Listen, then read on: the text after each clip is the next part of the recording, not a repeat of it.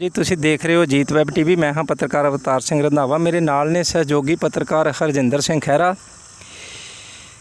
आप जी नूं दस दईए कि अज हलका डेरा बाबा नानक दे कोल आपां पहुँचे हाँ।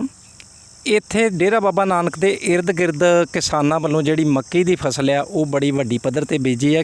उसका एक कारण भी सी कि जिवें पिछले समय अंदर कणकां दी फसल जिहड़ी है इत्थे कुछ कलरी ज़मीनां होण करके बार बार वर्खा होने करके लेट हो गई। कुछ इधर 500 सालों नूं समर्पित जिहड़े कॉरीडोर उत्ते लांघे दे जिहड़े सारे समागम चल रहे सी, कुछ जिवें टेंट सिटी बनाउण वास्ते जां ਵੱਖ-ਵੱਖ ਥਾਵਾਂ ਦੇ ਉੱਤੇ ਜਿਹੜੇ सरकार ने प्रबंधां करन वास्ते भी ਜ਼ਮੀਨ अपने घेरे 'ਚ ਲੈ ਰੱਖੀ ਸੀ। उस तो बाद किसानां ने कोशिश की कि साडी कणक ते जिहड़ी आ उस समय सिर बीजी नहीं गई ते सरकारां दे समय अनुसार जिहड़ा सरकारां ਵੱਲੋਂ प्रेरित किया जाता है कि जट झोने ते कणक की फसल तो दूर जाण, जिहड़ियां रवायती फसलां उन्हां नूं छड्ड के ते वड्डी माया कमाउण वास्ते वड्डे पैसे कमाउण वास्ते चंगी कीमत दे विकण वालियां जिहड़ियां फसलां ने उन्हां नूं बीजण फिरो। सो इसे गल दे उत्ते अमल करदे आ ते कुछ कणक झोने तो पिछां हट के फसलां बीजण दी जिहड़े लई वो किसानां ने इत्थे मक्की दी फसल जिहड़ी आ बड़ी वड्डी पद्धर ते बीजी है।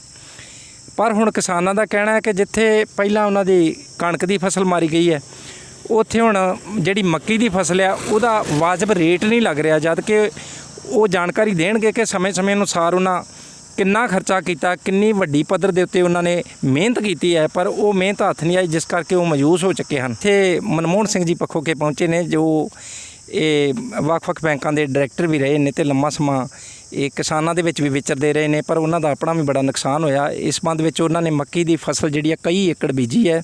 डेरा बाबा नानक फतेहगढ़ चूड़ियां रोड के उत्ते उन्हों के खेत ने। पिछे तुसीं देख रहे हो कि ये फसल जिहड़ी है इहदे विच मुनाफा ना कमाउण करके जां गां आउण वाले समय ते रेट ना वाजिब लगन करके वो परेशानी के आलम च ने। उन्हां नाल गल करनी चाहांगे, कोई इस संबंधी की कहना चाहुंदे आ? सब तो पहला तो मैं अजीत अदारे का बहुत धन्नवादी हाँ जिन्हां ने साढ़े तक पहुँच करके ते साडी गल जिहड़ी आ वो सरकार तक पहुँचाउण दा यतन किया। मैं दिलों सारे जिमींदारां नूं अपने इलाके वालों धन्नवाद करदा। तुसां सारा पिछे वेख लिया भी मक्की की जिहड़ी फसल बीजी है ये सरकार के समय ते बड़ा लंबा समा हो गया सरकारां गल करदियां आईयां भी रवायती फसलां चक्कर निकलीए तो चंगा मुनाफा कमाओ तो दूसरियां फसलां बीजो। दूसरा इस बार बारिशां बहुत होईयां तो कणक नहीं लग सकी, उहदे करके ये साडे परिवार ने 14-15 एकड़ मक्की की फसल बीजी है। इस एरिए तकरीबन सारे मैं समझना 400-500 एकड़ मक्की की फसल लगी है। बहुत ज़्यादा खर्चा। पहली गल तो साडे को इधर कभी मक्की पहलां लाई नहीं, मक्की बीजने ड्रिलों का कोई साधन नहीं है नहीं गा। बाहरों ड्रिलां मंगा के किराया 1200 रुपया दे के वो फसल बीजी आ।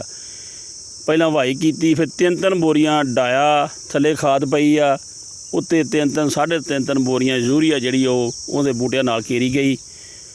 2 बार थले स्प्रे होई आ भी नदीन ना उग सके उगे, तो 2 बार उत्ते जो काली घुग्गी पै गई कोई होर बीमारी होई जां चंगे दाने लगन वो होई आ।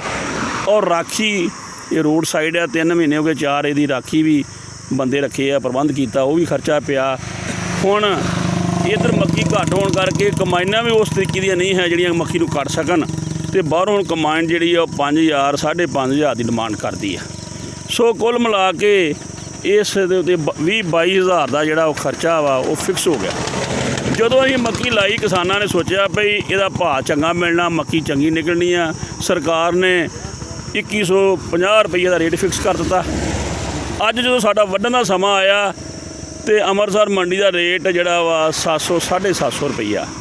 मैं समझना बड़ा वड्डा किसानां नाल एक धक्का आ भाई जे असीं वढ़ के खड़दे अमृतसर खड़ने तो किराया भी पैना, तेल फूकना, टाइम भजना, वो भी खर्चा पैना, तो रेट असीं सोचते हैं भी सानूं 2100 मिल जाना या 2000 मिल जाना तो रल मिल के कणक कवर हो जाएगी। गांह मन सीगा भई ये दोबारा मक्की लाई जाएगी। महकमे वाले बार बार आउंदे रहे, उन्होंने मुताबक ये फसल भी सारा काम हुंदा रहा। वो सानूं हुण भी कह रहे सी भी इस इहदे विच दोबारा जवार ला पहलां प्रबंध होवे तो साडा पहलां इन्ना लॉस हो गया। मैं समझना भी साडे इलाके 'च कोई रवायती जिहड़ी फसल जिहड़ी दोबारा कणक जां मक्की आ वो नहीं लाएगा। कोरीडोर की तुहां गल कीती, उत्थे भी ਜ਼ਿਮੀਂਦਾਰ ਨੂੰ ਪਹਿਲੀ ਗੱਲ ਤੇ ਉਹ ਜਗ੍ਹਾ ਦਾ ਮੁਆਵਜ਼ਾ ਹੀ ਨਹੀਂ ਮਿਲ ਸਕਿਆ। ਬਹੁਤ ਵੱਡਾ ਨੁਕਸਾਨ ਹੋਇਆ ਜ਼ਿਮੀਂਦਾਰਾਂ ਦਾ। ਉਹ ਕਣਕ ਨਹੀਂ ਬੀਜ ਸਕੇ, ਨਾ ਹੀ ਕਣਕ ਦਾ ਮੁਆਵਜ਼ਾ ਮਿਲਿਆ। ਉਹਨਾਂ ਲੋਕਾਂ ਨੇ ਮਾਂਹ ਬੀਜੇ। ਉਹ ਜਾ ਕੇ ਉੱਥੇ ਪਤਾ ਕਰ ਲਵੋ, ਕਿਸੇ ਦਾ 5000 ਕੋਲੋਂ ਪੈ ਗਿਆ, ਕਿਸੇ ਦਾ 10000 15000 ਕੋਲੋਂ ਪੈ ਗਿਆ। ਜਿੰਨੀ ਫਸਲ ਵੱਧ ਲਈ ਉਹਨੇ ਪੈਸੇ ਵੱਧ ਲਉਤੇ, ਹੋਰ ਖਰਚਾ ਲਾ ਕੇ ਕੋਲੋਂ ਪੱਲਿਓਂ ਪੈਸੇ ਲਾ ਕੇ ਉਹਨਾਂ ਆਪਣੇ ਖੇਤ ਖਾਲੀ ਕੀਤੇ ਆ। ਸਾਡੀ ਜਿਹੜੀ ਸਰਕਾਰ ਕੋਲ ਮੰਗ ਆ ਵੀ ਸਰਕਾਰ ਪੂਰਾ ਰੇਟ ਦੇਵੇ। ਸਰਕਾਰ ਕੋਲ ਮਹਿਕਮਾ ਵਾ ਪਨ ਸੀਡ ਦਾ। ਜਦੋਂ ਤੁਹਾਡੇ ਅਦਾਰੇ ਦੇ ਐਗਰੀਕਲਚਰ ਦੇ ਸਾਡੇ ਬਲਾਕ ਅਫਸਰ ਇੰਸਪੈਕਟਰ ਬਾਰ-ਬਾਰ ਸਾਡੇ ਕੋਲ ਚੱਕਰ ਮਾਰਦੇ ਰਹੇ, ਕਈ ਬਾਹਰੋਂ ਯੂਨੀਵਰਸਿਟੀ ਦੇ ਬੰਦੇ ਵੀ ਆਉਂਦੇ ਰਹੇ, ਉਹ ਫੋਟੋ ਲਵਾ ਕੇ ਵੀ ਜਾਂਦੇ ਰਹੇ ਵੀ ਅਸੀਂ ਇਹਦੇ ਆਪਣੀ ਕਾਰਵਾਈ ਪਾ ਲਈਏ, ਚਲੋ ਉਹਦੀ ਡਿਊਟੀ ਆ ਕਰਨ। ਜਦੋਂ ਤੁਸੀਂ ਬਜਾਈ ਤੁਹਾਡੇ ਹਿਸਾਬ ਨਾਲ ਕੀਤੀ ਆ, ਫਸਲ ਤੁਹਾਡੇ ਹਿਸਾਬ ਨਾਲ ਸਾਂਭੀ ਆ, ਮੈਂ ਸਮਝਣਾ ਵੀ ਸਾਡੇ ਜਿਹੜੇ ਐਗਰੀਕਲਚਰ ਸੈਕਟਰੀ ਨੇ ਸਰਦਾਰ ਕਾਹਨ ਸਿੰਘ ਪੰਨੂ ਦਾ ਬੜਾ ਤਜਰਬਾ, ਅਸੀਂ ਆਸ ਵੀ ਰੱਖਦੇ ਹਾਂ ਵੀ ਉਹ ਜਿਹੜਾ ਸਾਡੀ ਇਹ ਜਵਾਰ ਆ ਆਪ ਖਰੀਦਣ, ਆਪਣੇ ਪਨ ਸੀਡ ਕੋ ਰੱਖਣ।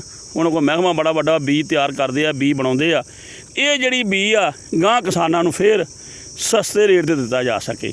ਜਿਹੜੇ ਕਿਸਾਨ ਜਿਹੜੇ ਆ ਉਹ ਝੋਨੇ ਫਸਲ ਦੇ ਉੱਤੇ ਹੀ ਟਿਕੇ ਹੋਏ ਨੇ, ਤੇ ਜੇ ਹੋਰ ਫਸਲਾਂ ਬੀਜਦੇ ਆ ਤੇ ਉਹ ਕਿਤੇ ਨਾ ਕਿਤੇ ਮੁਸ਼ਕਲਾਂ ਹੀ ਆ ਰਹੀਆਂ ਨੇ। ਨੈਚੁਰਲੀ ਜਦੋਂ ਸਾਡਾ ਖਰਚਾ ਘੱਟ ਹੋਣਾ, ਕਣਕ ਝੋਨੇ ਸਾਡਾ ਖਰਚਾ ਘੱਟ ਹੋਣਾ, ਸਾਨੂੰ ਪਤਾ ਹੁੰਦਾ ਵੀ ਸਾਨੂੰ ਇੰਨੇ ਪੈਸੇ ਮਿਲ ਜਾਣੇ ਆ। ਸਾਨੂੰ 40-45 ਸਾਡਾ ਕਿੱਲੇ ਦਾ ਇਹਨਾਂ ਲੋਕੀ ਲਾਉਣਗੇ।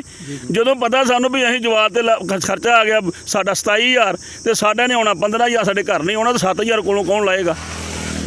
ਮੇਰਾ ਮਤਲਬ ਖਰਚਾ ਜ਼ਿਆਦਾ ਹੋ ਗਿਆ, ਆਮਦਨ ਘੱਟ ਹੋ ਗਈ। ਜਦੋਂ ਅਸੀਂ ਬਾਜ਼ਾਰ 'ਚੋਂ ਲੈਣ ਜਾਣਾ ਤੇ ਉਦੋਂ ਸਾਨੂੰ ਫਿਰ ਉਹ ਆਟਾ ਜਿਹੜਾ 30 ਰੁਪਏ 32 ਰੁਪਏ ਕਿਲੋ ਮਿਲਣਾ, ਤੇ ਜ਼ਿਮੀਂਦਾਰ ਕਿੱਥੇ ਜਾਣਗੇ?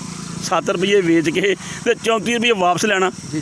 ਸਰਕਾਰ ਨੂੰ ਮੈਂ ਫਿਰ ਤੁਹਾਡੇ ਰਾਹੀਂ ਮੈਂ ਬੇਨਤੀ ਕਰਨਾ ਚਾਹੁੰਦਾ ਵੀ ਇਹ ਜਿਹੜਾ ਜੋ ਤੁਸੀਂ ਅਖਬਾਰ 'ਚ ਰੇਟ ਦਿੱਤਾ, ਉਹ ਰੇਟ ਜਿਹੜਾ ਵਾ ਜ਼ਿਮੀਂਦਾਰਾਂ ਨੂੰ ਦਵਾਓ। ਜ਼ਿਮੀਂਦਾਰ ਬਾਜਣ, ਜ਼ਿਮੀਂਦਾਰ ਦੁਬਾਰਾ ਇਹ ਸੋਚਣ ਵੀ ਅਸੀਂ ਦੁਬਾਰਾ ਮੱਕੀ ਲਾਉਣੀ ਹੈ। ਜਿਵੇਂ ਤੁਸੀਂ ਕਹਿ ਰਹੇ ਸੀ ਕਿ ਤੁਹਾਡੀ ਫਸਲ ਜਿਹੜੀ ਆ ਚੰਗੀ ਆ, ਵੇਖਣ ਜੋ ਝਾੜ ਆ ਉਹ ਵੀ ਚੰਗਾ ਤੇ ਬੀਜ ਬੜਾ ਵਧੀਆ। ਇੱਕ ਗੱਲ ਤੁਸੀਂ ਕਹਿ ਰਹੇ ਸੀ ਕਿ ਇਹ ਬੀਜ ਜਿਹੜਾ ਕਿਸੇ ਨਾ ਕਿਸੇ ਤਰ੍ਹਾਂ ਕੰਪਨੀਆਂ ਨੂੰ ਦਿੱਤਾ ਜਾਵੇ, ਤੇ ਉਹ ਕੀ ਗੱਲ ਕਰੋਗੇ? ਸਰਕਾਰ ਕੋ ਮਹਿਕਮਾ ਮੈਂ ਬੇਨਤੀ ਕੀਤੀ ਆ, ਪਨ ਸੀਡ ਦਾ ਮਹਿਕਮਾ ਵਾ, ਸਾਨੂੰ ਜ਼ਿਮੀਂਦਾਰਾਂ ਨੂੰ ਸਸਤਾ ਬੀਜ ਦੇਣਾ ਉਹਨਾਂ ਦੀ ਡਿਊਟੀ ਆ।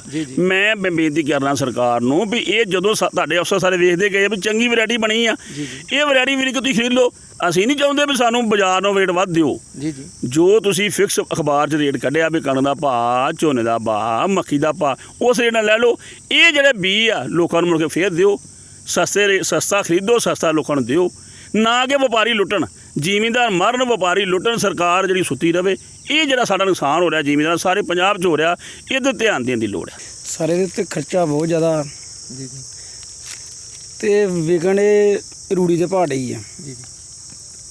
15000 ਰੁਪਏ ਤੋਂ ਉੱਪਰ ਦੇ ਖਰਚਾ ਹੀ ਆ ਚਲਾ ਏਕੜ ਦਾ।